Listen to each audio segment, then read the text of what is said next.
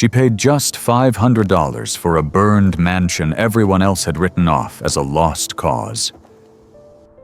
But what Eleanor Hart found hidden beneath the ashes would uncover a century-old secret, change the legacy of an entire family, and heal a town that had quietly forgotten its own history.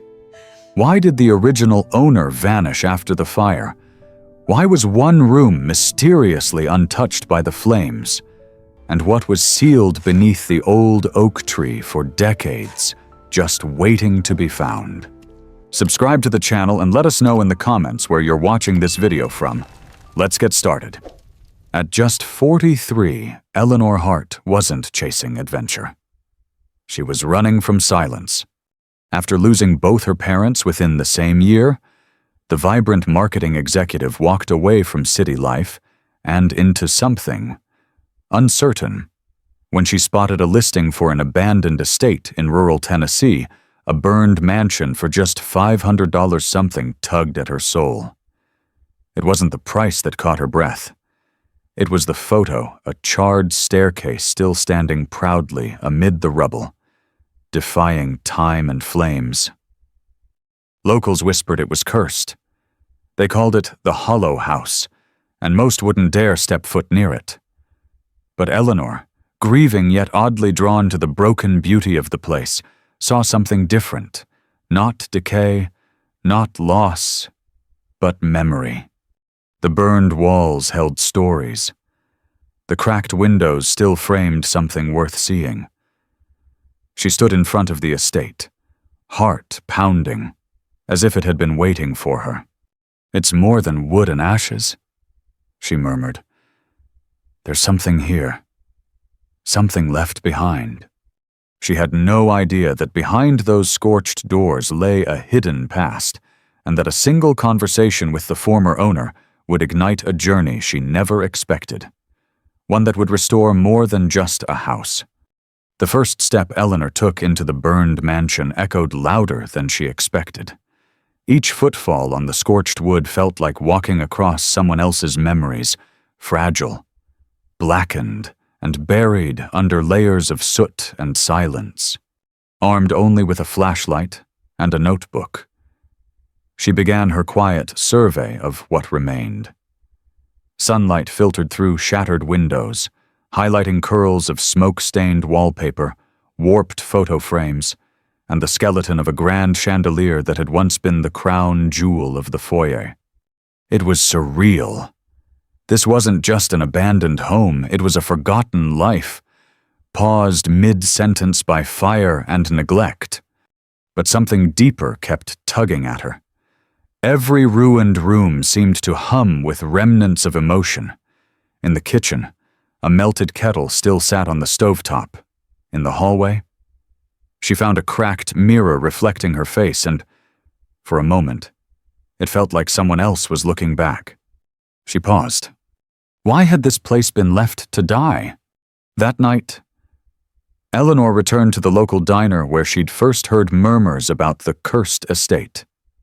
She sat alone at a corner booth, flipping through old newspaper articles she'd printed at the library. Most were about the fire dated 8 years ago, but none mentioned who owned the property or why they'd never returned. Until one waitress quietly slid into the seat across from her. "You bought the Hollow House?" she asked. Eleanor nodded cautiously. The woman, maybe in her late 60s, looked around before lowering her voice. "My name's Doris. I used to work for the family. That house, it was filled with love once. But also secrets." Eleanor leaned in. Doris spoke of Joseph and Marianne Whitmore, a quiet couple who had lived in the mansion for decades. They were private, childless, but always kind. They hosted small music nights in the parlor, collected antiques, and were known for giving generous donations to the local church. But after Marianne passed away from cancer, something shifted in Joseph. He stopped attending services. The music stopped. The curtains remained drawn. And then, one winter night, the fire came. "He never came back," Doris said, voice trembling. Just vanished. No funeral, no sale, no statement. It's like he wanted everything to be forgotten. Eleanor pressed her lips together, fighting the swirl of emotion rising in her chest. Did he ever talk about the past? His family regrets. Doris shook her head. He once told me, some things are better left in the ashes. But Eleanor didn't believe that. Not anymore. The next morning, driven by something between obsession and duty, Eleanor returned to the mansion with gloves, a shovel, and a growing determination. She began clearing out the parlor, what was left of it. Under the floorboards, she found waterlogged sheet music, notes handwritten in ink that had bled into the paper. One title was still readable, To Mary Ann. Forever. She sat on the dusty floor and wept. For the first time since her parents' passing, she wasn't crying for herself. She was mourning strangers, grieving a love that had ended in silence. But that was the turning point. This wasn't about restoring a structure anymore. This was about restoring a story and maybe, in doing so, healing her own. Over the next few weeks, Eleanor documented everything, every scorched item, every faded letter, every photograph she found sealed in fireproof drawers that had somehow survived. She created a digital archive and posted updates on a blog she titled Ashes to Echoes. The internet responded. Former neighbors, descendants of people who had once visited the house, even antique collectors reached out. That's when she received the letter. It arrived in a plain envelope, no return address, postmarked from Vermont. Inside was a short note, typed. You don't know me, but I was the caretaker of Joseph Whitmore during his final days. He never stopped loving Mary Ann, but he carried a guilt he could never shake. He said the fire wasn't an accident. He never meant to leave the house behind, just the pain. Attached was a photograph, Joseph, holding a newborn baby. On the back, in elegant cursive, to our miracle, you brought light when the world felt darkest. Eleanor stared at the photo, heart racing. Joseph had a child, but no records ever showed it. Suddenly, the empty nursery upstairs, the one room barely touched by fire, made chilling sense. It hadn't been empty at all. Someone had carefully cleared it before the fire, as if protecting something sacred. Why had he hidden that truth? What had happened to the child that night? Eleanor couldn't sleep. She wandered the creaking halls of the burned mansion by candlelight, running her fingers across scorched beams and melted picture frames. This house had secrets, but it also had heart. She whispered into the silence, I promise, I won't let your story die. In that moment, the mansion no longer felt abandoned. It felt entrusted. And for the first time since she arrived, Eleanor knew this wasn't the end of the journey. It was the beginning of something much greater. The turning point wasn't just about a discovery. It was about choosing to care, to remember, to restore not only a home, but a legacy almost lost to fire and time. The days that followed the mysterious letter were restless for Eleanor. Every creak in the mansion, every gust of wind through the broken windows seemed to whisper, there's more. She reread the letter a dozen times. The photo of Joseph Whitmore cradling a baby haunted her. No birth records, no obituary, no family listed anywhere. But there he was smiling, alive in a way he never appeared in any of the newspaper clippings. Who was the child? And why did he try so hard to erase them? Driven by instinct and an ache she couldn't name, Eleanor decided to focus on the one room she had avoided since day one, the nursery upstairs.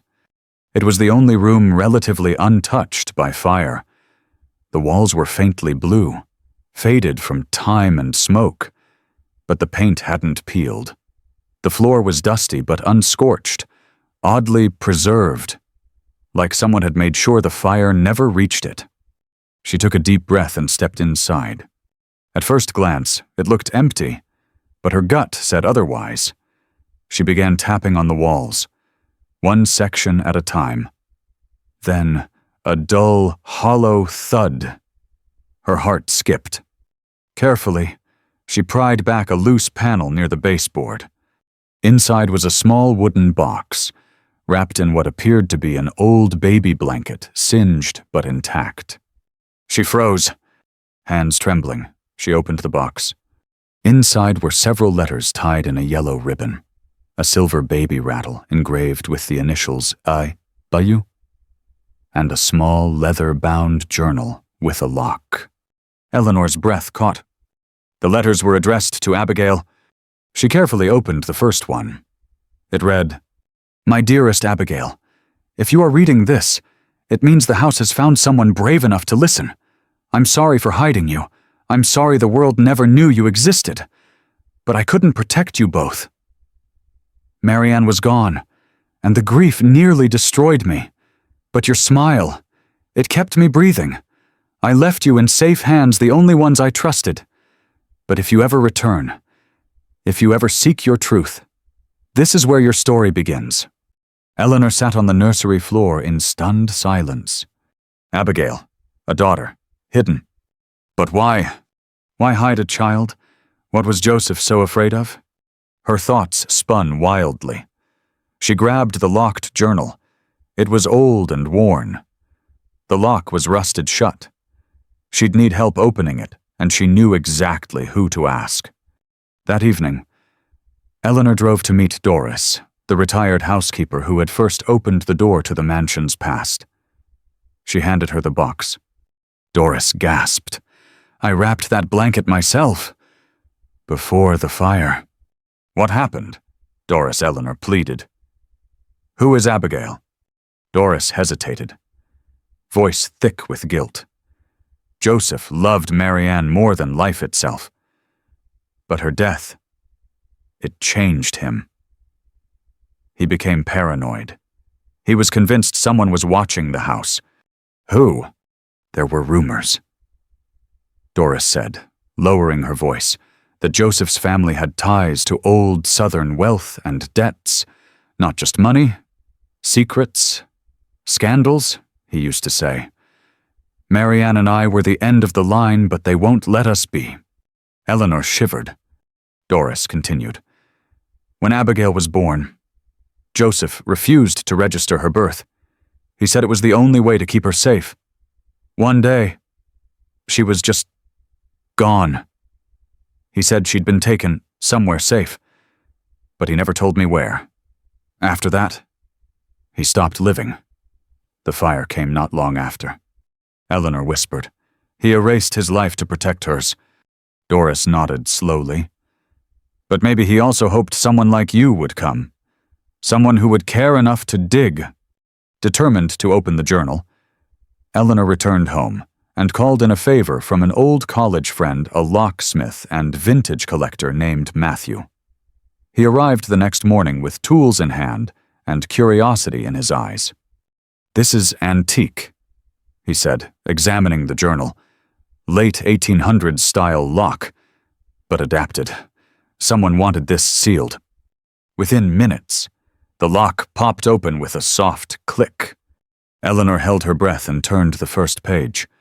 March 9th, the day Abigail arrived. I didn't know I could still feel joy. Her eyes are Marianne's, her laugh mine. She gives me reason to keep breathing. But I must protect her from my name, from the past, from what I inherited. Each page was a mixture of love and fear. Joseph wrote about hidden family secrets, about a legacy wrapped in blood and regret. He described a sealed family vault, somewhere on the property, containing documents and heirlooms his father told him to destroy before dying. He refused. Instead, he sealed it, somewhere beneath the estate. Eleanor's hands trembled as she read the final journal entry. They will come for it someday, but not if the house burns first. A pit formed in her stomach. Joseph had set the fire not out of madness, but as a desperate act of protection. To bury a history so dangerous, it was better scorched than spoken. And yet he left clues. The next day, Eleanor stood in the overgrown garden behind the mansion. The journal hinted at a stone beneath the oldest oak, marked with a compass rose. It had rained overnight, leaving the soil soft. She dug carefully near the tree roots. Her shovel struck something solid, brushing away dirt and moss. She uncovered a flat stone slab etched with a faint engraving, a compass pointing true north. Beneath it, a hidden metal latch. She opened it. A narrow passage led into darkness, a root cellar long forgotten, or perhaps purposely concealed. Eleanor descended slowly, flashlight trembling in her grip. Inside, she found what Joseph had hidden: old ledgers, deeds, photographs, and letters dating back generations enough to rewrite the Whitmore family history. Among the dust-covered trunks, one sat with a note taped to the top. For Abigail, when the truth no longer needs to hide. Tears welled in Eleanor's eyes. She didn't know where Abigail was. But she knew one thing. She would find her, and she would make sure this story, this love, this sacrifice, this buried legacy was never forgotten again. Eleanor couldn't sleep. She sat on the floor of the nursery, the same room where Joseph had once rocked his daughter to sleep, perhaps humming the same lullabies Eleanor's mother used to sing to her. The journal, now worn from her fingertips, lay open on her lap. Outside, wind rustled the trees, and the old bones of the house creaked softly as if the mansion itself was trying to breathe again. But Eleanor wasn't the same woman who had bought this place for $500 out of grief and curiosity. That night in the cellar had changed everything. She had come here hoping to find purpose. She never expected to find a legacy. The documents in the vault were shocking. Beyond the deeds and ledgers, Eleanor found photographs from the early 1900s, including images of black workers and sharecroppers on the Whitmore land. Some were smiling, others solemn, but none of them were named. There were letters, confessions, even pages from an old family Bible where names had been crossed out. It became painfully clear Joseph's ancestors weren't just landowners. They had benefited from and possibly buried the darker truths of Southern history. Eleanor held those pages with trembling hands. She wasn't related to any of them, yet she felt the weight of it settle into her chest. The fire hadn't just erased the past. It had buried a truth that Joseph didn't know how to carry. The next morning, Eleanor took the journal, a box of letters, and several documents to the local historical society. The woman at the desk, Miriam Wells, an archivist in her 70s with kind eyes, listened in silence as Eleanor explained. When Eleanor placed the baby rattle engraved "ooh" on the table, Miriam's hand froze. "I've seen that monogram before." "What do you mean?" Eleanor leaned forward. Miriam stood and pulled a faded town registry from the back room. She flipped carefully through brittle pages. Then she stopped. "There," she said, pointing, "Abigail Whitmore, born May 1982, unregistered, added posthumously by hospital nurse." Eleanor blinked. Posthumously. But Joseph said he left her with someone. Miriam nodded slowly. "I think he did. But someone else must have filed this after the fact, perhaps when she resurfaced." Eleanor's heart beat faster. "She's alive," she whispered. Miriam smiled gently. "I think it's time you met someone." That afternoon, Eleanor was led to a quiet house at the edge of town. A woman in her early 40s answered the door. Her eyes were piercingly familiar, a mirror of the ones in Joseph's photographs. "Are you Abigail?" Eleanor asked softly. The woman froze. "Who's asking?" Eleanor held out the baby rattle. The woman's hand flew to her mouth, tears already forming. She opened the door wider without a word. Inside, Eleanor finally learned the truth.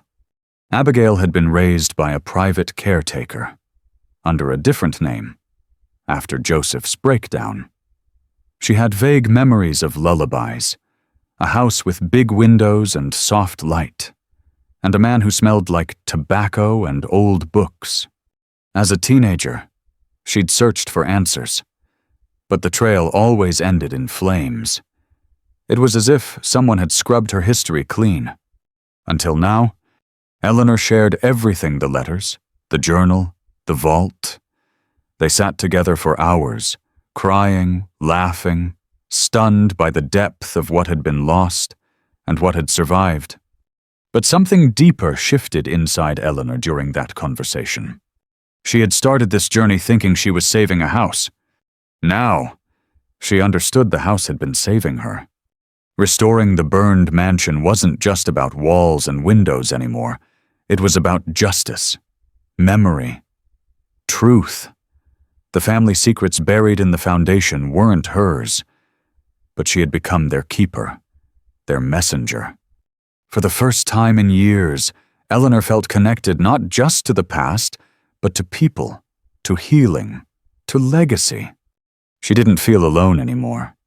In the following weeks, Eleanor partnered with Abigail and the Historical Society to digitally archive all documents found in the vault. They decided to transform the estate into a community memorial and learning center, where history, especially the painful parts, would be told without shame, without editing. Eleanor watched as volunteers came from all over: architecture students, retired craftsmen, and even locals who once whispered superstitions about the Hollow House. Now, they came with tools, brushes, and stories of their own.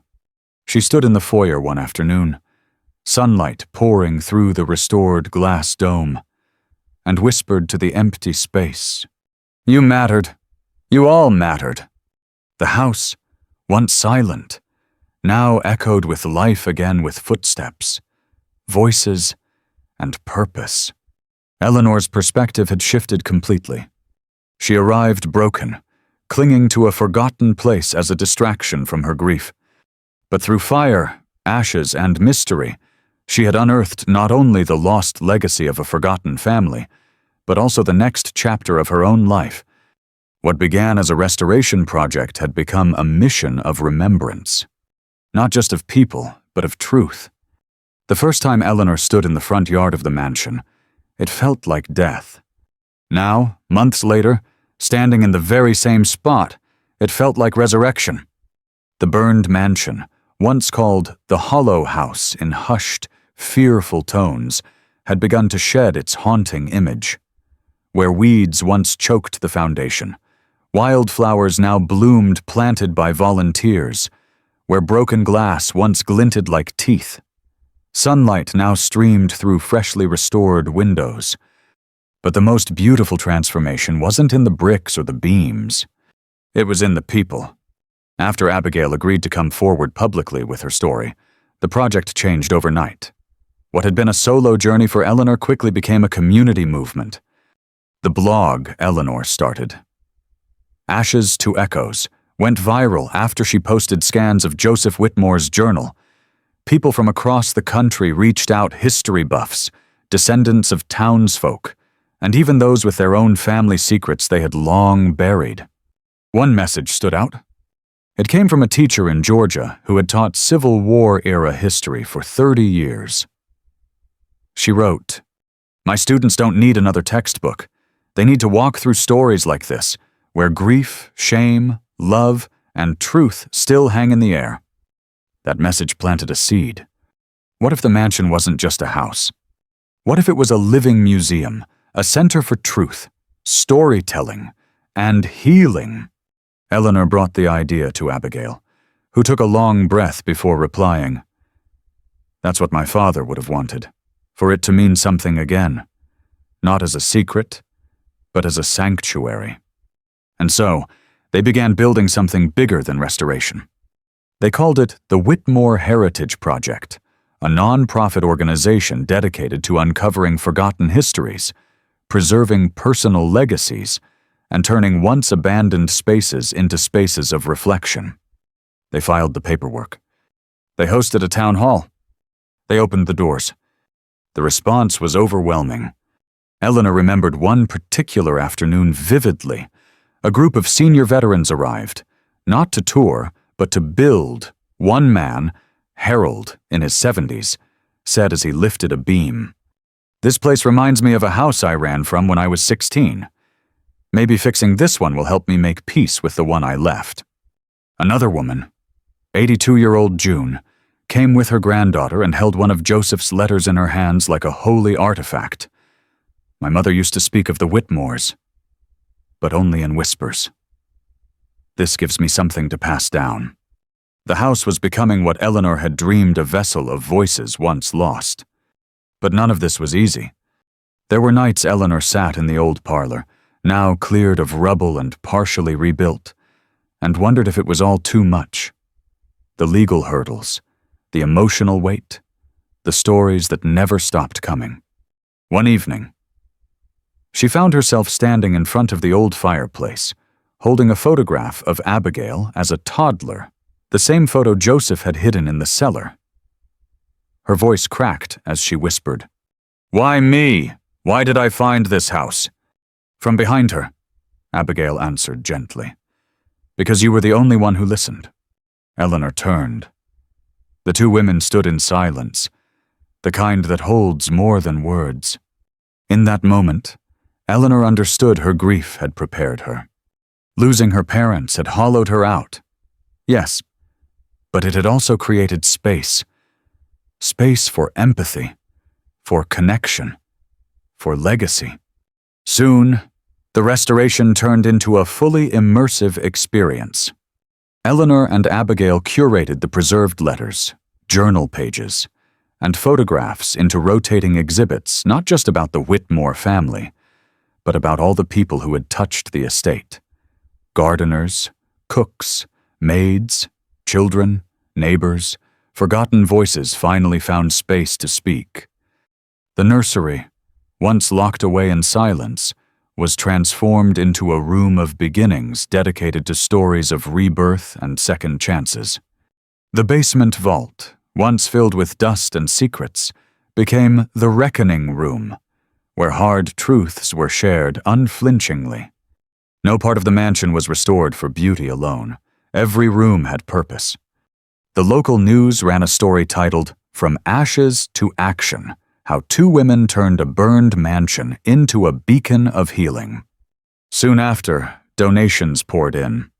Workshops were offered how to tell your family story, preserving ancestral records, grieving through history. A traveling school program launched, bringing high school students in by the busload. Eleanor would walk them through the front doors and always say the same thing. "This house burned, but it didn't end, and neither do you." For Eleanor, this was the new opportunity she never saw coming. She didn't return to marketing. She didn't return to the city. She found her voice among the ashes. And as she looked out across the porch one golden afternoon, where children now played and elderly neighbors sipped iced tea and told stories, she realized she hadn't just restored a house. She had restored a history. And in doing so, she had restored herself. The paint was still drying in the last wing of the restored mansion when Eleanor noticed an unfamiliar figure standing at the gate. A woman in a pale blue cardigan, gripping an old purse as if it were armor. She stood still, her eyes locked on the house as if she were looking at a ghost. Eleanor stepped out onto the porch. "Can I help you?" she asked, approaching gently. The woman blinked, then looked at Eleanor. "You're the one who bought this place." My name's Eleanor Hart." The woman nodded stiffly. "I know who you are. My name is Vivian Lester. I'm Joseph Whitmore's sister-in-law." Eleanor's heart stopped. She hadn't known Joseph had any living relatives. None had ever come forward. Vivian's expression was guarded, but her voice wavered. "I heard what you've done. With the museum, with Abigail. I wasn't sure I should come." Eleanor led her inside, her own hand suddenly unsteady. They sat in the parlor. Now fully restored, the chandeliers gleaming again, the fireplace warm. Eleanor served tea with shaking fingers. For a long moment, Vivian said nothing. Then she reached into her purse and pulled out a letter. "I've kept this for over 20 years, she said, placing it on the table. "It was the last thing Joseph sent me. I never told anyone, not even Abigail." Eleanor opened the letter carefully. The ink had faded, but Joseph's handwriting was unmistakable. "Vivian, if you're reading this, it means I couldn't carry the weight anymore. I failed Marianne. I failed you, and I fear I may fail Abigail too. But I know one thing: truth matters, even if it burns. Please forgive me." Vivian wiped away a tear.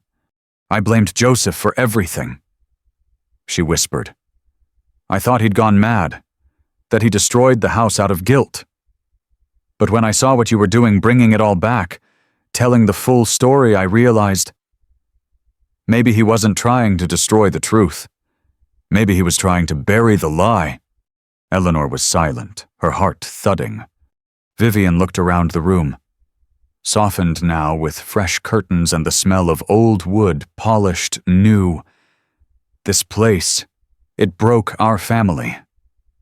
But now, it might be the only piece left that can hold us together. Then she said something Eleanor never expected. "I want to volunteer." In the weeks that followed, Vivian joined the team of docents who guided visitors through the mansion. She brought stories only she could tell, memories of Marianne as a pianist, of Joseph as a younger, gentler soul, before the pressure of inheritance and legacy warped their lives. Eleanor often watched her speak to groups in the parlor with grace and truth, as though lifting weight off her chest with every word. And something shifted inside Eleanor, too. She began to smile again. Not just the polite, public smile she'd worn since the mansion became a symbol, but a real one, the kind that rises from somewhere deep, untouched by sorrow. But one moment would seal her transformation. It came during an interview with a documentary crew who had flown in to cover the restoration. The journalist asked her, "Why do you think this house chose you?" Eleanor hesitated, then answered, "I used to think I chose this place, that I saved it. But the truth is, I came here broken. I thought I was chasing history. But really, I was looking for a place to bury my grief." She paused, voice trembling. "This house didn't need saving. I did. And somehow, in holding space for its story, it held space for mine." That night, Eleanor sat alone in the nursery, her favorite room now, filled with warmth and soft lighting.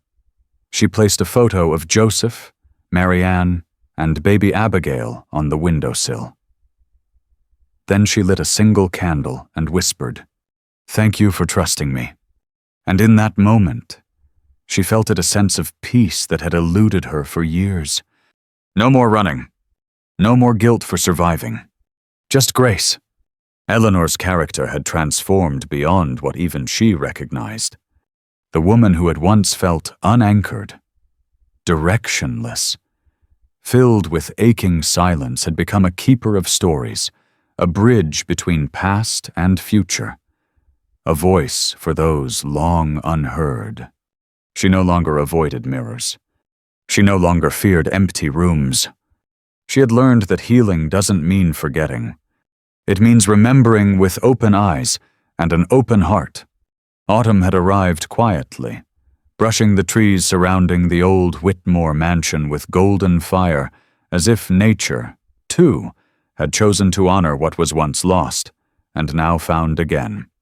Eleanor Hart stood barefoot on the front porch, her arms wrapped in a soft shawl knitted by one of the town's elders, a woman who once feared the house, but now visited weekly to tend the garden. Behind Eleanor, the house glowed gently from within, no longer a shell of pain, but a sanctuary of stories. A group of children had just finished a storytelling tour inside, their laughter still echoing from the parlor to the halls. In their hands, they carried copies of letters from Joseph, handmade by volunteers. To them, the house wasn't scary. It wasn't a ruin. It was a living storybook, a place where truth breathed. Eleanor wiped a tear from the corner of her eye. How far they'd come. It had been over a year since she first stepped into the burned mansion with nothing but grief in her chest and a gut feeling that something or someone inside those scorched walls had called her there. Now, she didn't just understand why, she honored it.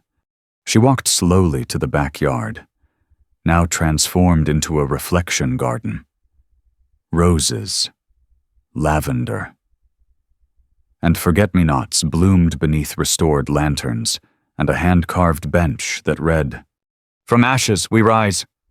There, under the largest oak tree, stood a single engraved stone, Joseph Whitmore, lover, father, keeper of secrets, seeker of redemption. Beside it, a second stone had been recently added, Marianne Whitmore, musician, dreamer, light that never left. Eleanor had chosen the words herself, not as history, but as healing. Sitting beneath the tree, she let the warm wind brush her face. A quiet voice stirred within her. You kept the promise. Yes, she had. The mansion now hosted monthly memory nights, where people from the community and increasingly from all over the country came to share letters, heirlooms, and untold truths from their own families. People brought their pain, their confusion, their silence, and they left lighter. One woman read aloud a journal from her grandfather who had fled the Dust Bowl. A man shared the last words of his father, written from Vietnam. A child brought a photo of her great-grandmother who once worked as a cook in the Whitmore kitchen and placed it beside Marianne's piano. Her tiny voice saying, "She was part of this too. And they all were." Eleanor had become something she never imagined, a steward of memory, a curator of voices, a mother of restoration. The house wasn't just her project anymore. It was her calling. She no longer walked with grief like a heavy stone. She walked with purpose, a quiet, steady fire that guided everything she touched. And still, the most unexpected gift came not from the mansion, or the town, or the documents they recovered. It came from Abigail. One quiet evening, Abigail had brought her a box wrapped in linen. "I found this when going through a trunk Joseph left in Vermont," she said softly. "I think it's yours now." Inside was a simple silver bracelet, elegant, worn smooth with 3 letters engraved untouched.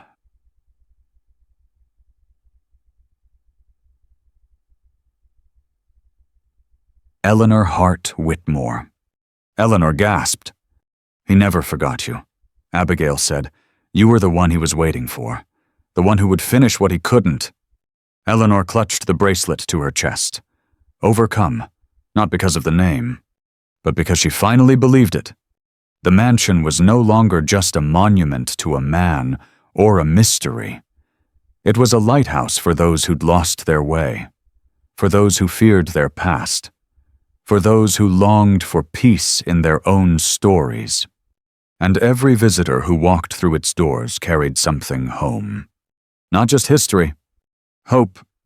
On the 1-year anniversary of the house's reopening, Eleanor stood at the front steps once again, this time not as a stranger, but as its voice. She addressed a crowd of hundreds, some seated, some standing, all holding candles in the twilight. "I bought this house for $500, she began. Soft laughter rippled through the crowd. She smiled, then continued, "But what I found here is worth far more than money. I found a story that needed to be told. I found a daughter longing for her name. I found a man who tried to bury his truth, but left just enough behind for someone to find it. And in all of it, I found myself." She paused, looking out at the flickering candlelight in the dusk, This place was built with ash and sorrow. Now, it stands with memory and meaning. If you take anything from this home, let it be this: no story is ever truly lost, not as long as someone is willing to listen. And in that moment, as light danced against the once burned bricks and the wind carried soft whispers through the trees, the crowd rose in quiet applause. It wasn't just appreciation. It was acknowledgement that something powerful had been rebuilt. Not just a house, but faith. Anyone can bring a story back to life if they care enough to listen and believe enough to preserve it. As the lanterns glowed softly inside the Whitmore mansion, Eleanor Hart opened her journal not to write an ending, but to draft a program for local youth to document the stories of their own families before they faded. This time, no truth would be buried, no legacy forgotten. Because the burned mansion she once bought for $500 wasn't just rebuilt with wood and nails, it was restored with intention, memory, and love. The woman who once walked through ashes to escape grief had become the guardian of 1,000 untold voices. And now, the story she uncovered belongs to everyone, every person who thought it was too late to start again. Every elder with a secret unspoken.